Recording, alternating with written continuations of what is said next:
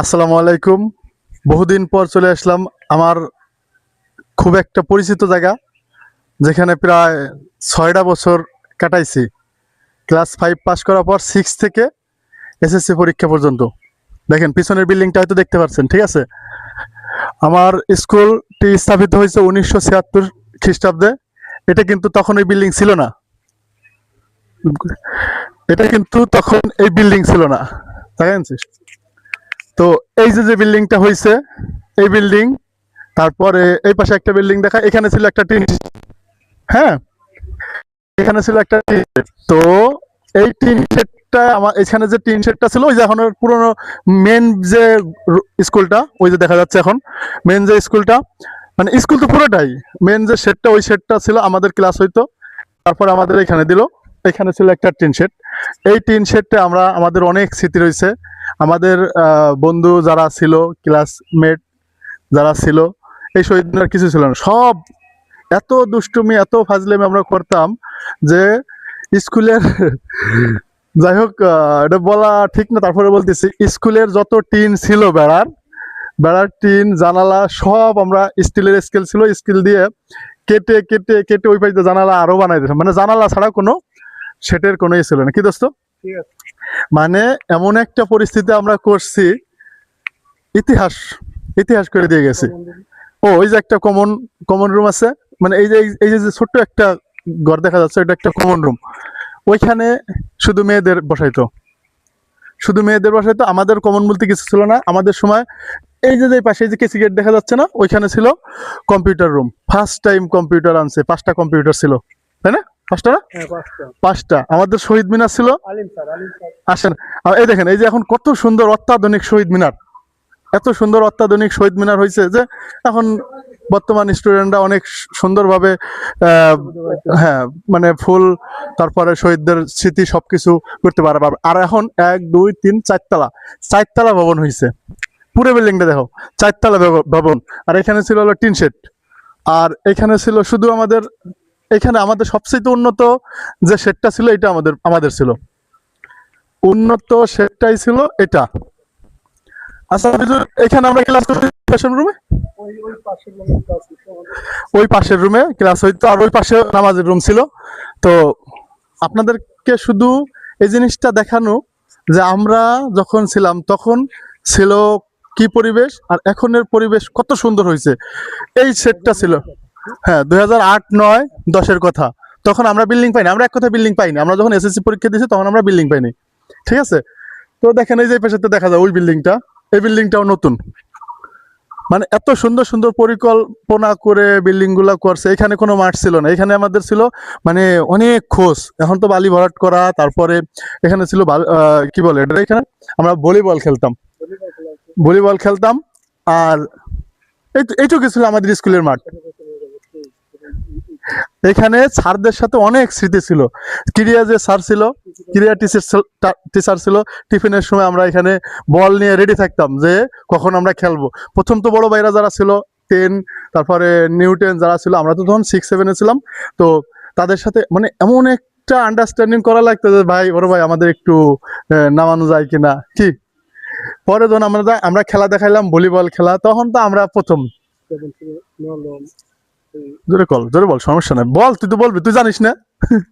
আমাদের বড় ভাইরা ছিল প্রথমে, প্রথম লাইনে ছিল নুর আলম ভাই, তারপরে আর কে জানি পাশে ছিল, সজীব ভাই না, সজীব ভাই।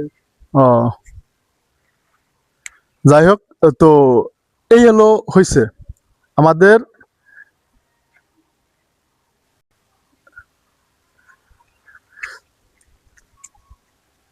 তো যে জন্য মূলত ভিডিওটা করা, আমার ইতিহাসগুলো আমি তুলে ধরলাম, ঠিক আছে? আমার ইতিহাস এখানে, আমার শৈশবের বড় একটা অংশ আমাদের কাটছে এখানে, ঠিক আছে? শৈশবের বড় একটা অংশ কাটছে। শৈশবের বলতে হালকা কৈশোরও ছিল। মানে আমরা এখান থেকে বড় হয়ে কলেজ লাইফে গেছি, তারপরে কিন্তু এখন আমি যে কথাটা বলবার চাই যে এখন এত সুন্দর অত্যাধুনিক বিল্ডিং, অত্যাধুনিক সব পড়ালেখার যত সব সরঞ্জাম সবকিছু হয়েছে, কিন্তু বর্তমান পোলাপান পড়ালেখা ভালোভাবে শিখেছে না। আর বর্তমান কি, পড়ালেখার পাশাপাশি পোলাপান মাদকাসক্ত হয়ে গেছে। দেখেন, এত সুন্দর পড়ার পরিবেশ, তারপরও পোলাপান গুলো পড়ালেখা করে না, স্টুডেন্ট গুলো পড়ালেখা করে না, শুধু মাদকে আক্রান্ত হয়ে মানে পুরো মাদকে সরাই গেছে। আমার অঞ্চলটা মাদকে এত পরিমাণ ভরপুর যে শিক্ষিত সমাজ, বড় সমাজ যারা ছিল সবাই মাদকে আক্রান্ত। তো আমরা যখন স্কুলে পড়ালেখা করছি তখন কোনো বিদ্যুৎ ছিল না, কোনো কারেন্ট যেটা বলে কোনো কিছু মানে বৈদ্যুতিক কোনো ব্যবস্থা ছিল না। সবাই গরমে অতৃষ্ণ, তারপরে এরকম ডিজিটালাইজ কোনো কিছুই ছিল না। তো যে কথাটা বলার জন্য মূলত এমন সময় আছে যে ক্লাস করছে গিয়ে হ্যাঁ এই বিল্ডিং এর পিছনে একটা আমাদের বাগান আছে। বাগান আছে।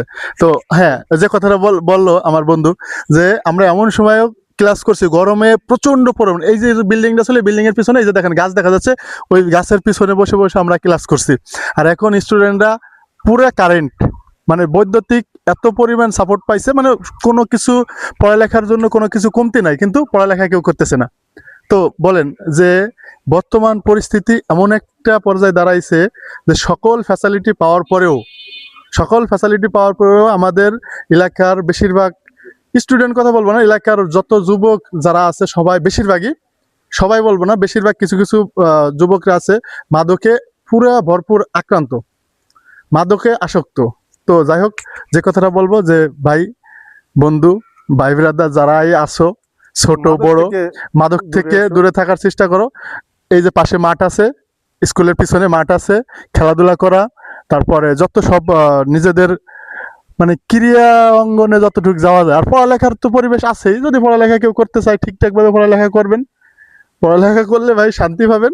আর যদি অশান্তি নিজেরা তৈরি করেন তাহলে ওই মাদক আসক্ত হবেন। মাদক থেকে দূরে থাকেন, জীবন এক কথা, মাদক থেকে দূরে থাকেন। এত সুন্দর একটা শিক্ষা প্রতিষ্ঠান এখানে আমাদের, এরকম একটা অঞ্চলে, গ্রাম্য একটা অঞ্চলে, তারপরও যদি কেউ পড়ালেখা ঠিকভাবে না শেখে, পড়ালেখা ঠিকভাবে না করে, মাদকে আসক্ত হয়, তাহলে তার নিজের ব্যর্থতা, তার ফ্যামিলির ব্যর্থতা। ঠিক আছে? তো যাই হোক, তুলে ধরলাম আমার স্কুল। আমার যখন 2008, 9, 10 ছিল, দেখেন এই যে আমার এদিকে দেখাইলে তো বোঝা যাবে, দেখা যায় না পুরো কত সালে স্থাপিত? হ্যাঁ, দেখা যায় 1976 খ্রিস্টাব্দে। আর এই বিল্ডিংটা হয়েছে 2020 থেকে 2023। হ্যাঁ, আর আমরা 2013-তে, হ্যাঁ আমি বলি, আমরা 2013-তে আমরা এই স্কুল ত্যাগ করছি। আর এই নতুন নতুন বিল্ডিং হয়েছে 20, 22, 23 এই সময়। তো এই যুগের বাচ্চা কাচ্চারা এসে যদি ঠিকভাবে পড়ালেখা না করে, তাহলে তাদের ব্যর্থতা ছাড়া কোনো কিছু আছে? ব্যর্থতা ছাড়া কোনো কিছু আছে?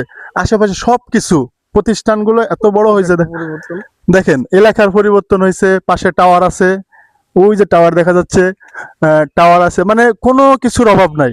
ইন্টারনেট আছে, তারপরে হলো কম্পিউটার আরও বাড়ছে, টিচার বাড়ছে, টিচারদের আরও গুরুত্ব, ট্রেনিং, যা কিছু সব কিছু বাড়ছে। যাই হোক, ভিডিওটা বড় করবো না, ভিডিওটা বক বক করতে বড় বড় হয়ে গেছে। তারপরও মানে তুলে ধরতে হইতো, পুরো পরিবেশটা তুলে ধরতে। এই বিল্ডিংটা দেখলে আমার কাছে ভালো লাগে, এই বিল্ডিং এ আমরা কেন পড়তে পারলাম না, আমরা এই বিল্ডিং এ 4 তলায় কেন উঠতে পারলাম না। এখন আসি, এখন অভিভাবক হিসেবে আসি, ঠিক আছে, এখন অভিভাবক হিসেবে আসি।